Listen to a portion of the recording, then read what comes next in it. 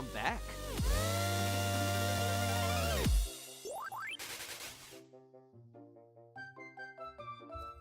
Yeah, oh, basically what's up, man.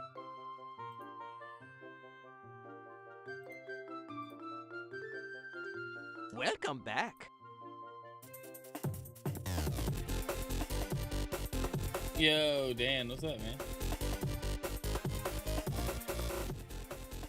I mean, hi.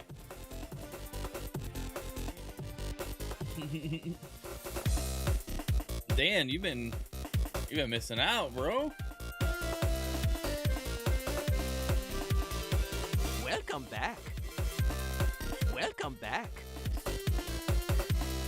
Morning, Kel. You're supposed to be teaching. Twitch glitch. You couldn't click the button. Whatever.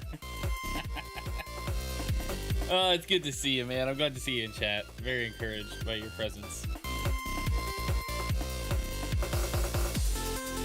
It was ready and refreshing. I was rushing, man. I was rushing as fast as I could. Oh, man, that thumbnail is incorrect. I gotta go fix that.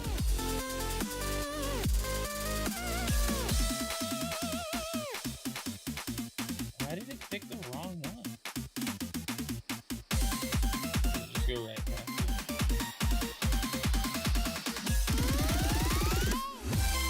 Oh, that's still the one.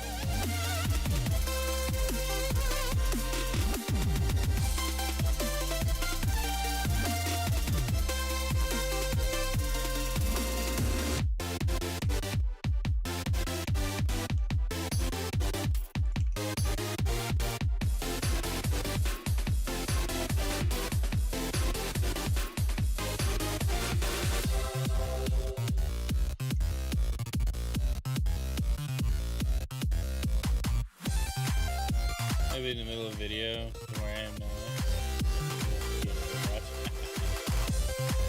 now. Oh, dude, are you a work-based guru? Or are you talking about this live stream being just awful? Sorry, I couldn't help myself. Self-deprecating humor is my forte.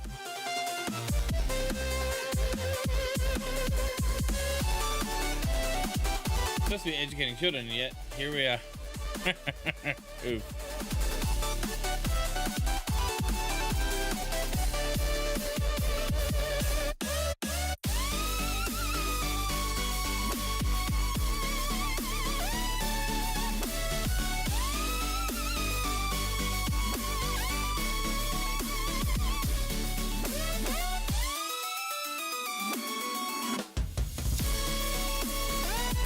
All right, I think we're good to go. Just 22 minutes. So we'll be alright. We'll survive.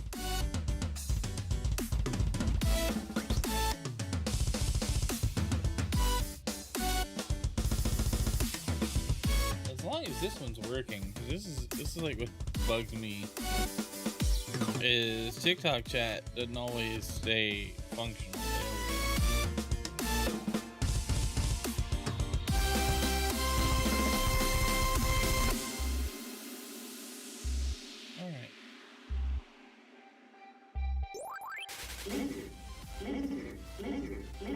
Hitting all the buttons, just tapping buttons. Have you seen that skin is coming to Fortnite? There's a tease. There's a skin and then an emote. It's like you can be the lizard in Fortnite, and then there's this emote where he's just tapping lizards on a phone. I think the emote would be hilarious. I don't know if the skin would be.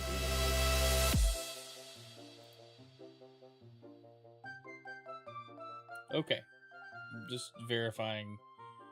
Everything says it's working, so I have inclined to believe that it's working. All right, let's check in with chat. How are we doing? Happy Friday. Man, this week flew by very quickly. So quickly. Like, y'all don't even... I hope it was a good week for you guys. We're getting into the weekend here. We've got game news today. We've got the Roundtable podcast at noon. And there's plenty of stuff going on in the gaming world to talk about today. But how are we doing, chat? How was everybody's week? How's everybody looking forward the weekend. Got stuff going on. I appreciate you being here. If you're watching on anything, thanks for being here. Hit the like button if it has it. If you could, open up a new tab wherever you're watching. Go to my YouTube channel and go to the full screen YouTube stream and hit the like button there and drop a thumbs up emoji in the chat. Let me know you did it. And I will appreciate you. We're trying to get YouTube partner, which means we need watch time. So I'm not saying leave wherever you're watching. If you're watching on TikTok, stay on TikTok. But just open up a new tab, go to my YouTube channel, and subscribe if you haven't already, and then hit the thumbs up over there. Yeah, there we go. There we go. We got it figured out today. Let's go. But that helps a ton. The engagement helps, and we are pushing the stream out as many places as YouTube decides it will go.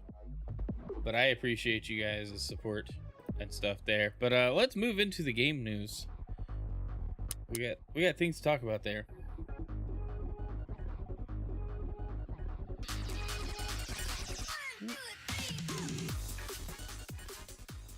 Oh, Janala dropping the sad face. I have Twitch chat only with YouTube stream. There you go. That's the way to do it, basically. That's the way to do it. All right, we gotta get some chiller vibes.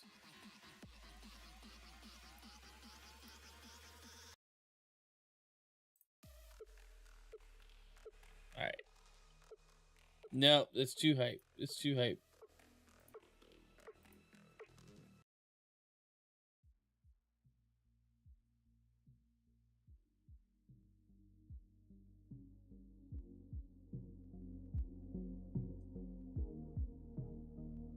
That should work. Okay. Where are we at? The title for today is new Xbox Codename revealed. Console confirmed. We knew it was coming. We've heard them talk about it, and we'll jump into that. Well, let's kick off. We've got Mario Day next week, March 10th, coming up in a few days. So let's talk about a new Super Mario Galaxy Movie Direct announced for March 9th. Which means we're getting a new trailer, presumably. At least I hope it's a new trailer. I don't know what else they're going to talk about because the movie comes out in April. But the Nintendo Today app, which I forget to keep checking, announced a direct for the Mario Galaxy movie. So we're going to look at that. I'm not going to live react to it. One, it's the movie, and I'm not dealing with the copyright things around movies. And two, it's probably super short. We might go watch the trailer on the game news the day it comes out. So we'll see. Let's see, headlining the 40th anniversary and all that stuff. I'm not gonna read the article. Thanks Insider Gaming for sharing this though. Thanks for clicking the stream. I can't say your name. Dang Ogre Luck. Got you. Thanks for being here. Dan, is that you? Is that you?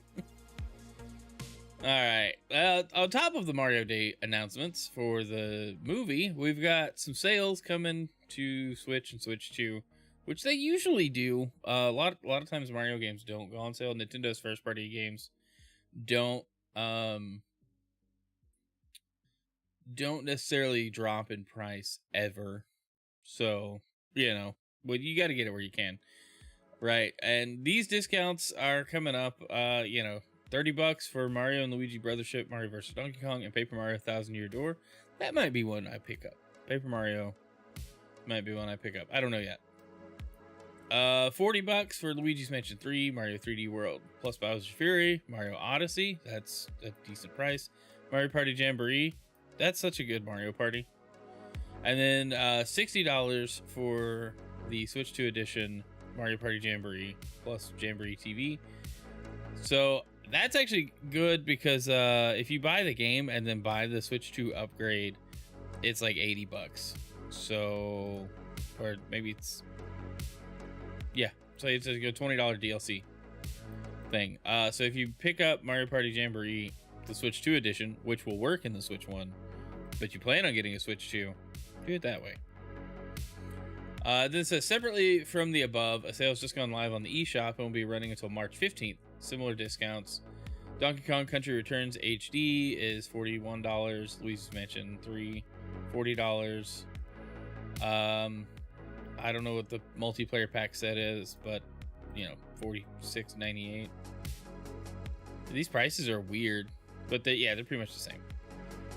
So yeah, just some discounts on Mario games. That's usually what they do on Mario Day. Nothing like major to announce, but I figured, hey, you know, you guys might be interested in ways to save a little money, pick up some games you put off.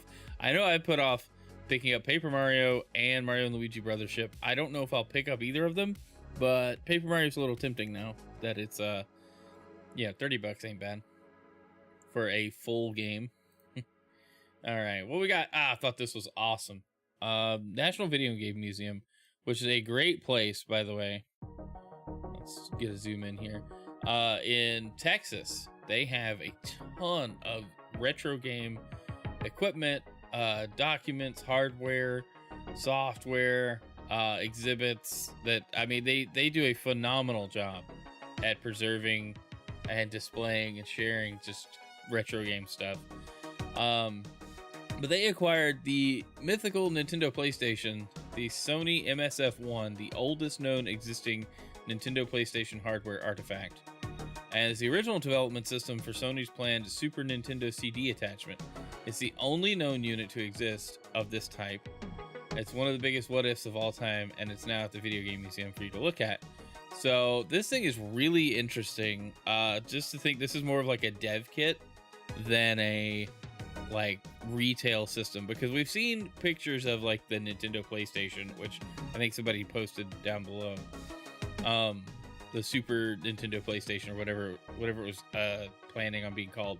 This is definitely more of a dev kit add-on kind of thing that they were looking at, but crazy to think about, really crazy to think about that somebody's got their hands on this hardware in the United States, no less.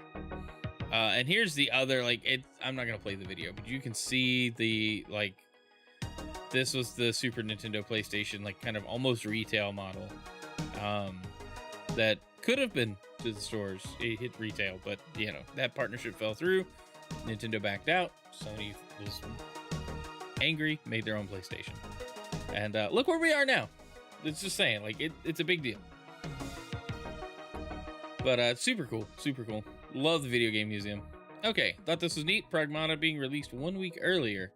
So Pragmata will be released 1 week earlier. Capcom announced during its latest Spotlight showcase that the game is now set to launch April 17th, a week before the originally scheduled April 24th, and it'll be available just about everywhere you can enjoy video games, except the original Nintendo Switch and, I guess, mobile. Nobody enjoys playing games on mobile. That's there to fill the time. All right, another announcement. Kino Bridge of Spirits is coming to Switch 2. This is the original. The sequel was just announced for PlayStation 5, coming out, I think, this year. And so the original from 2021 is coming to Switch 2. They dropped a trailer. It's kind of cool. It's a game I wanted to play when it was announced. It looked like a really good adventure, you know, RPG kind of game. I definitely wanted to check it out. So I might on Switch 2. Might grab it on Xbox. I don't know. All right, we got a weird update from Assassin's Creed this week. Assassin's Creed Boss provides updates on Hex, Invictus, Jade, and confirms the Black Flag remake. So, why is that there? Ubisoft's new creative boss for Assassin's Creed has provided an update on in-development projects. The Origins and Black Flag creative director starts his update on franchise by confirming that last year's Shadows is moving into its final phase of support. It means smaller, less frequent updates, he said, as its development team shifts focus to future titles. Those future titles include 3 previously announced premium games. The first title, Codename Hex, lost its creative director just last week, per a VGC report. And Guzden will take over himself. I don't do French names very well. I'm really, like, I'm southern United States American. I don't know how to read, and I can't read foreign languages. While we know we haven't shared much about this one yet, it's being built with great care by our veteran team here at Ubisoft Montreal, he said. Expect a unique, darker narrative driven Assassin's Creed experience set during a pivotal moment in history. I'm pretty sure it's going to be like the Salem witch trials. My concern is that they paint witchcraft in a positive light, and in the sense that some of the ritualistic side of it is like, oh, these are the good guys.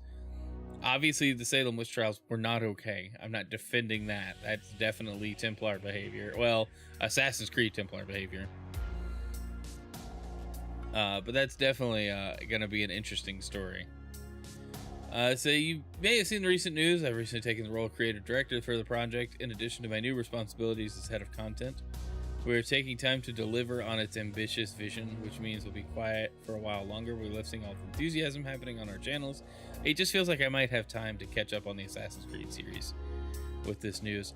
Meanwhile, multiplayer game Codename Invictus is progressing steadily with a test and learn approach. Test and learn approach. I thought it said lean, because a lean approach would be really smart.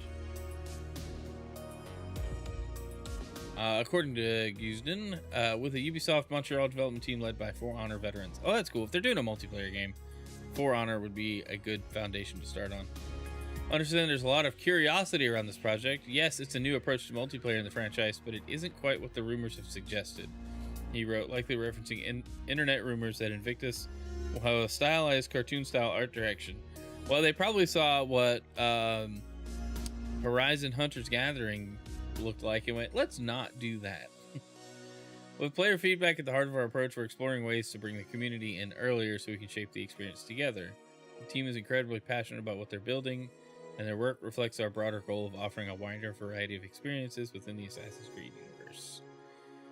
Mobile game Codename Jade said the game will have co-op gameplay. While we recently chose to pivot away from an early project, the lessons from that work are already helping shape our approach going forward. What matters most to us is giving each project the time it deserves and releasing them when they're ready. Jade and Hex have been in development what seems like forever. And then finally, the Assassin's Creed creative boss has all but confirmed the long-expected remake of Assassin's Creed 4 Black Flag. Speculation around Assassin's Creed is not new, but it's worth repeating. Nothing is true, everything is permitted, he wrote. Well, except in this case, some whispers have a little more wind in their sails. Keep your spyglass on the horizon. And then they have this image, Black Flag resynced, which we heard rumors of.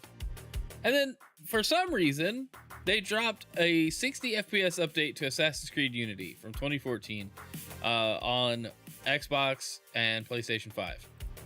So, if you have Unity and you want to play it at 60 FPS, which it's probably going to play great now on the modern hardware, that's kind of cool.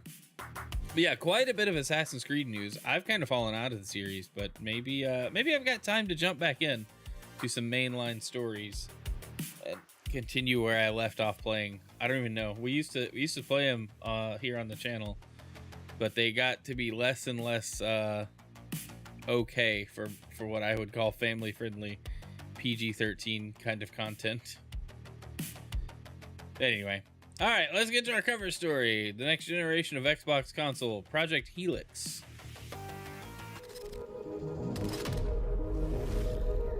There's a cool animation there.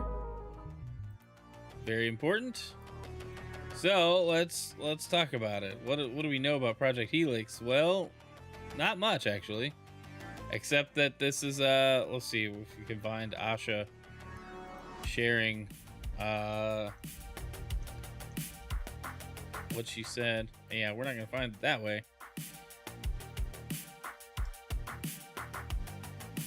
Let's see, because she did talk about it.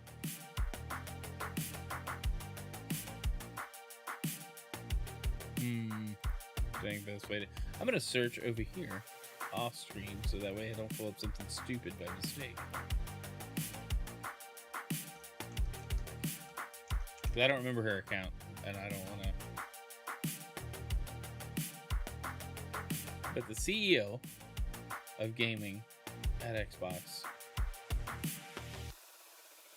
tweeted this, yesterday. Great start to the morning with Team Xbox, where we talked about our commitment to the return of Xbox, including Project Helix, the code name for our next generation console.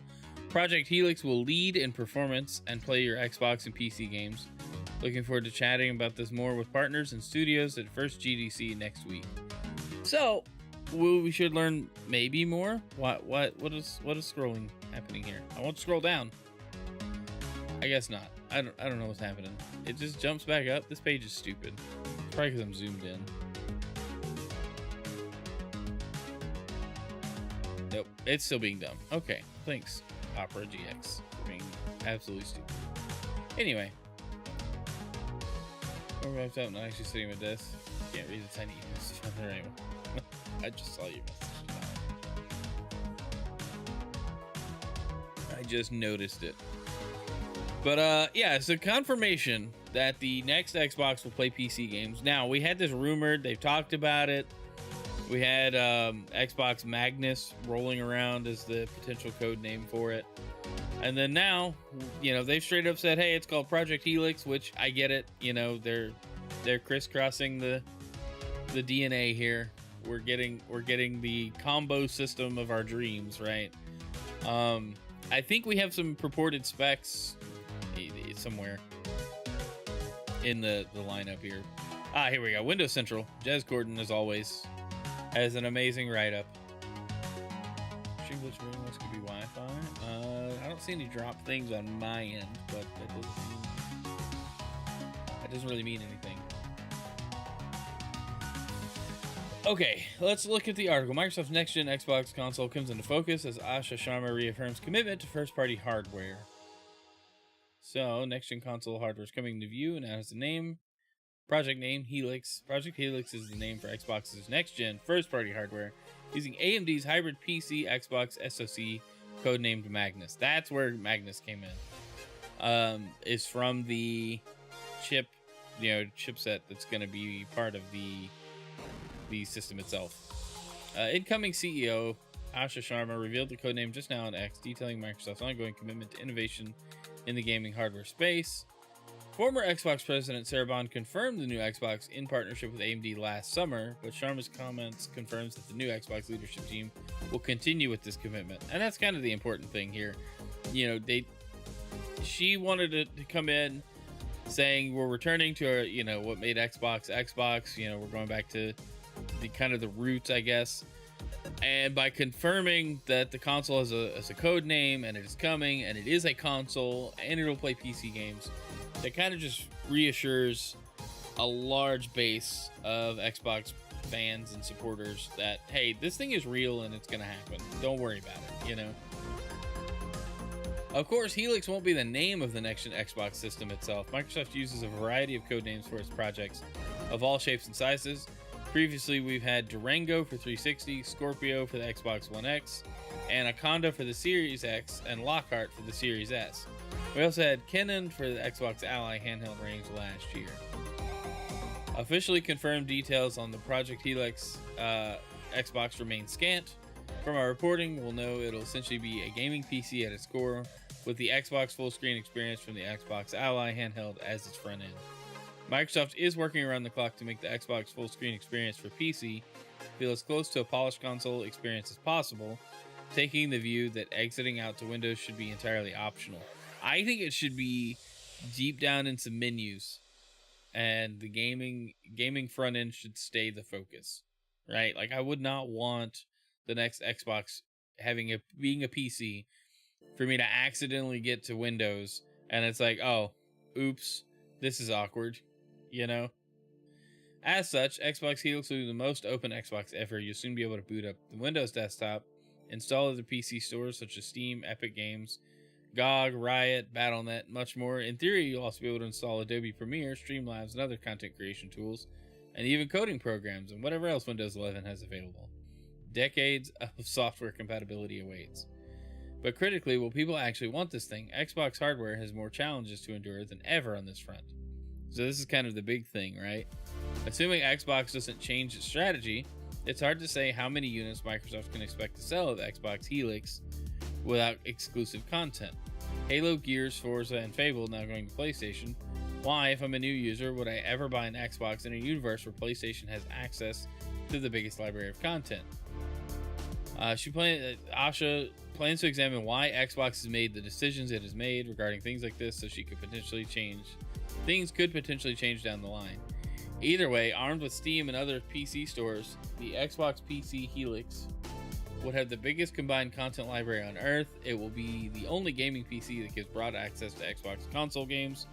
That sounds like a compelling selling point for anyone who's already in the ecosystem, such as myself. Yeah, that's why it's appealing to me. However, for anyone who has yet to consider an Xbox, I'm not sure if it's enough to consider over Steam or PlayStation, especially if it's priced in line with other similar spec PC gaming hardware. PlayStation is rumored to be pulling back from PC game releases too, compounding its premium content library. Microsoft might be able to leverage its big contracts with component manufacturers to drive costs down, making the Xbox PC the most affordable way to enter a 4K PC gaming ecosystem. But that's very pie in the sky assumption. Game Pass is no longer as compelling as a unique selling point as it was previously, considering Game Pass now costs $29.99 per month for the Day 1 Games tier. Although Game Pass has admittedly been on quite a tear recently, grabbing Kingdom Come Deliverance and Witcher 3 among others. Either way, there's little we actually know about Helix so far. Xbox CEO Asha Sharma was selected for the position based on her expertise for hyperscaling online platforms such as Instacart and Facebook Messenger. There are few in the space with such an impressive resume in this direction. She understands the needs of vendors and partner platforms and should have the knowledge to navigate gaming's complex relationship with social media adjacency, an angle Xbox and other legacy platforms have underexplored over the years in my view. And then there's AI. For better or worse, the next-gen Xbox will undoubtedly have an NPU like the Xbox Ally X. The Xbox Ally X now has an AI-powered video clip curation powered by your gaming sessions. It will also get AI-powered super resolution technology in the coming weeks, potentially boosting battery life without compromising perceived performance. It's compelling to think of ways this could help Xbox punch above its weight in price to performance ratios.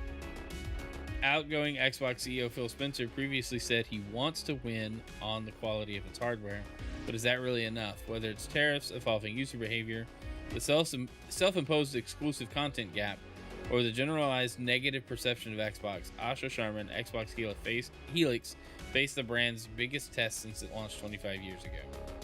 He's right. He's right. My big things are, do they retain backwards compatibility like they have for the last two generations? Because that's super important. Can my Series S and X games, can my Xbox One games, 360 and original Xbox games all run on this thing without finagling it and without some kind of weird emulator that I have to configure? Can I just boot it up and it run like it does on my Series X right now? Hopefully that's the case.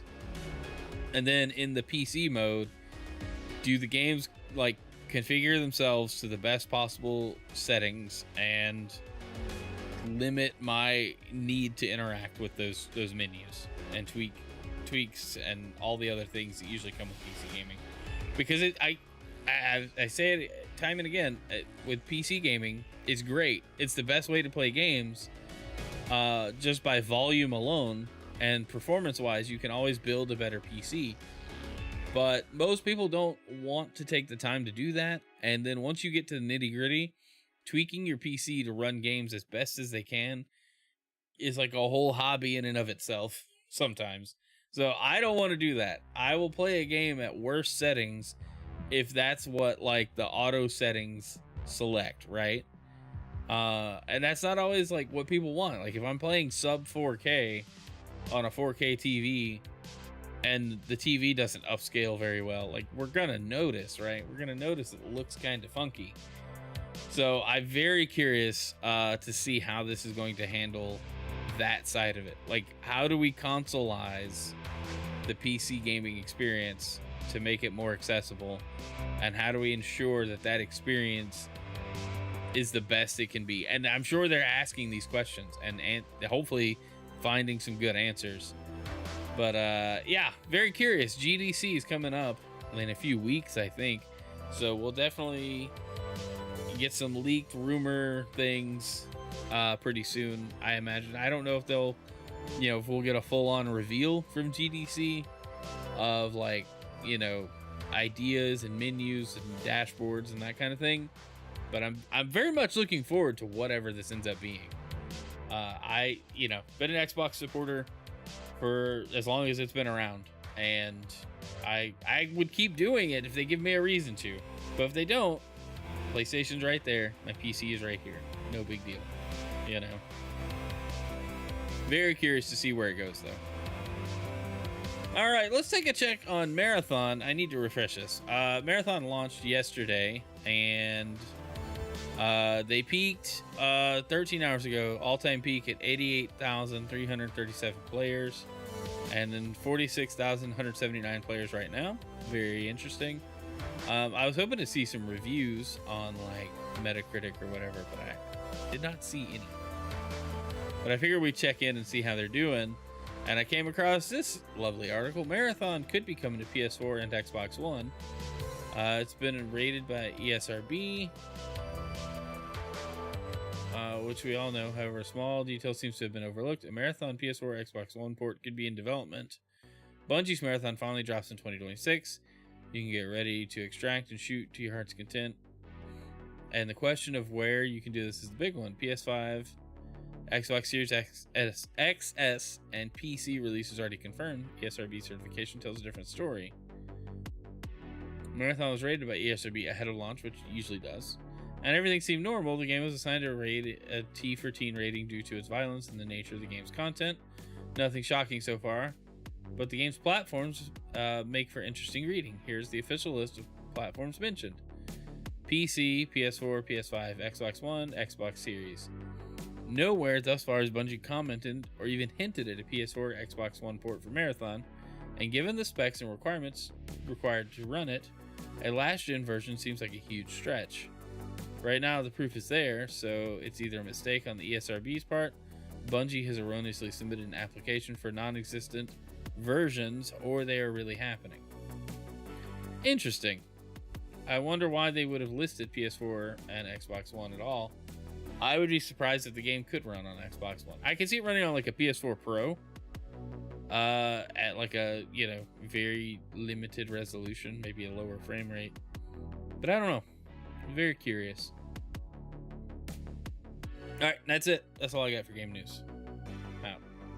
I'm out of news articles. Anything else you guys come across this week find interesting? Because I sure haven't.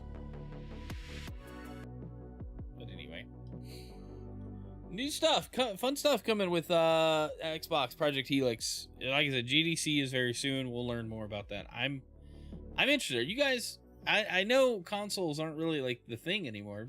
Almost everybody I know has gone over to PC with like a Switch or Switch 2 as their backup. I still do all the things for some reason. I'm heavily considering not with next gen though. It depends on what that looks like. If the new Xbox is a PC, then cool. We'll be a dual PC streamer as much as possible anyway. If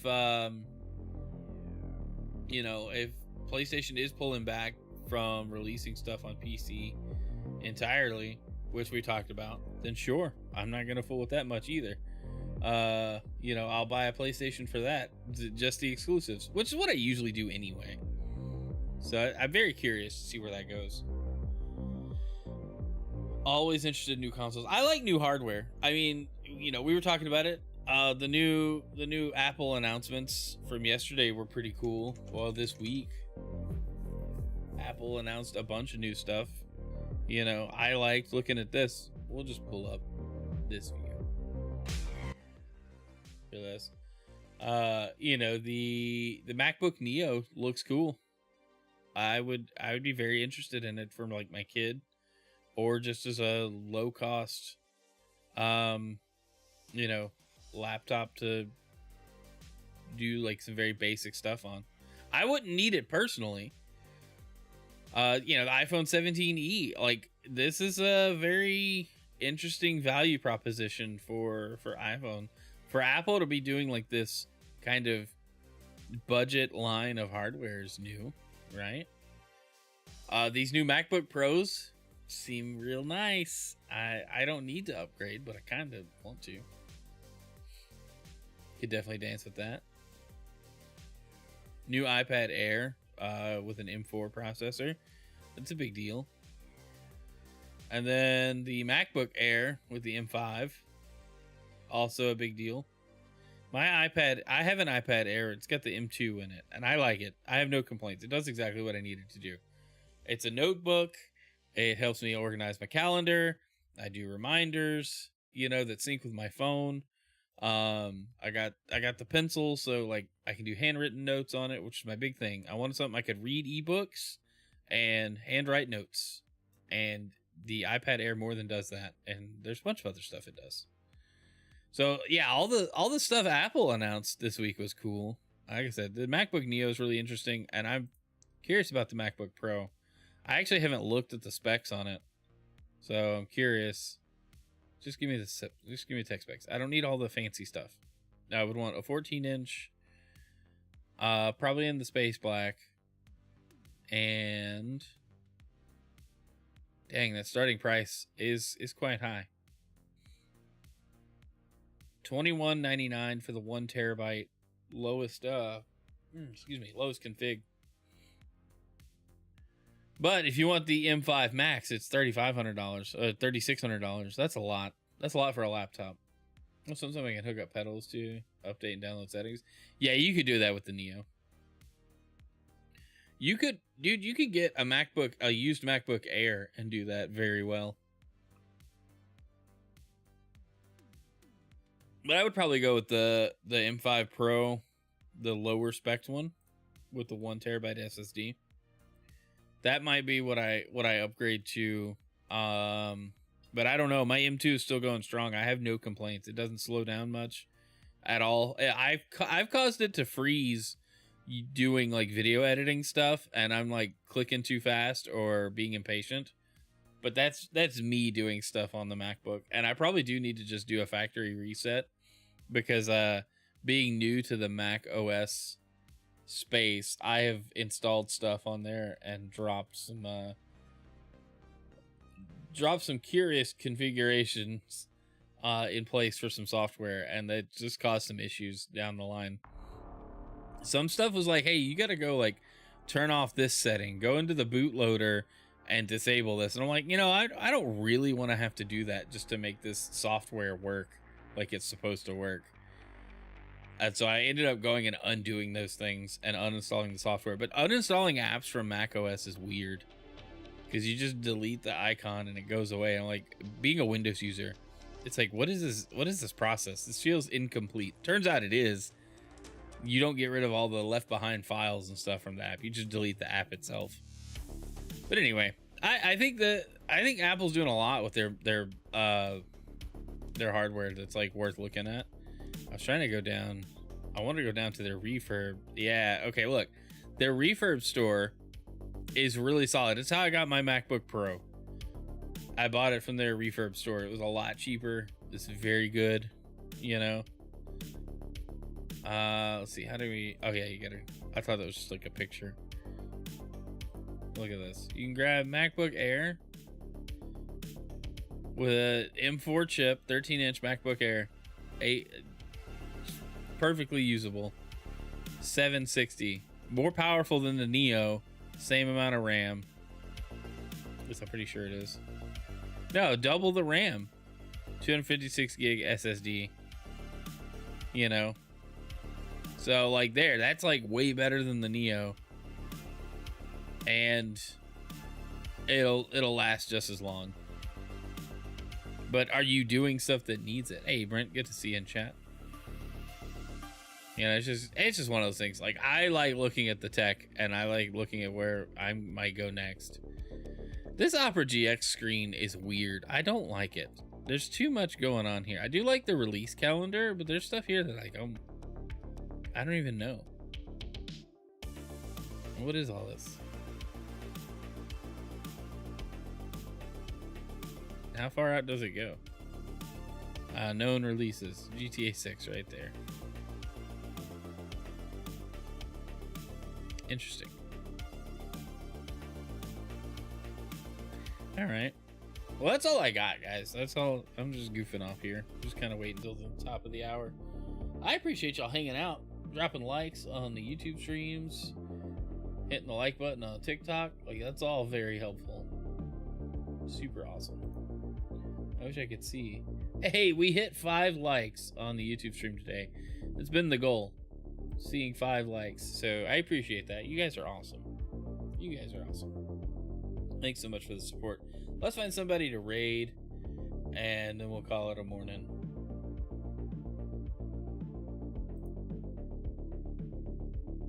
Who are we sending things to? Oh, GCG's playing Pocopia.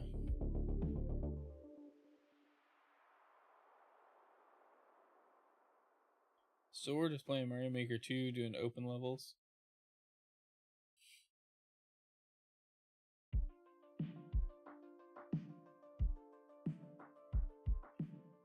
Let's send it over to Sword. We hadn't rated him in a while.